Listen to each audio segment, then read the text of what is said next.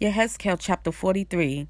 And he led me to the gate facing east, and see, the esteem of the Elohim of Israel came from the way of the east, and his voice was like the sound of many waters, and the earth shone from his esteem. And it was like the appearance of the vision which I saw, like the vision which I saw when he came to destroy the city. And the visions were like the vision which I saw by the river Kabar, and I fell on my face. And the esteem of Yah came into the house by way of the gate facing east. And the Spirit took me up and brought me into the inner courtyard, and see, the esteem of Yah filled the house. And I heard someone speaking to me from the house, while a man stood beside me. And he said to me, Son of man, this is the place of my throne, and the place of the soles of my feet, when I dwell in the midst of the children of Israel forever. And the house of Israel shall no longer defile my set-apart name, they nor their sovereigns, by their whoring, and by the corpses of their sovereigns on their high places. When they place their threshold by my threshold, and their doorposts by my doorposts, with the wall between them and me, they defiled my set-apart name by the abominations which they have done. So I consumed them in my displeasure. Now let them put their whoring and the corpses of their sovereigns far away from me, and I shall dwell in their midst forever. Son of man, explain the house to the house of Israel, and when they are ashamed of their crookednesses, they shall measure the measurements.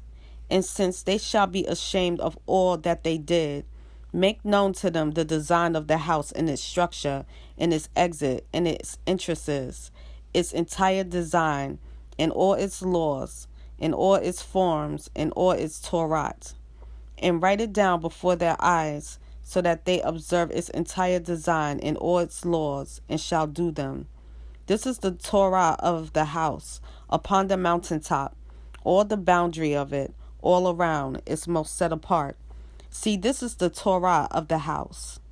And these are the measurements of the slaughter place in cubits, that cubit being 1 cubit and a handbreadth, and the base 1 cubit high and 1 cubit wide, and a rim all around its edge of 1 span.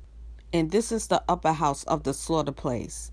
And from the base on the ground to the lower ledge 2 cubits, and the width of the ledge 1 cubit, and from the smaller ledge to the larger ledge 4 cubits, and the width of the ledge 1 cubit. And the slaughter place hearth is 4 cubits high, and 4 horns extending upward from the hearth.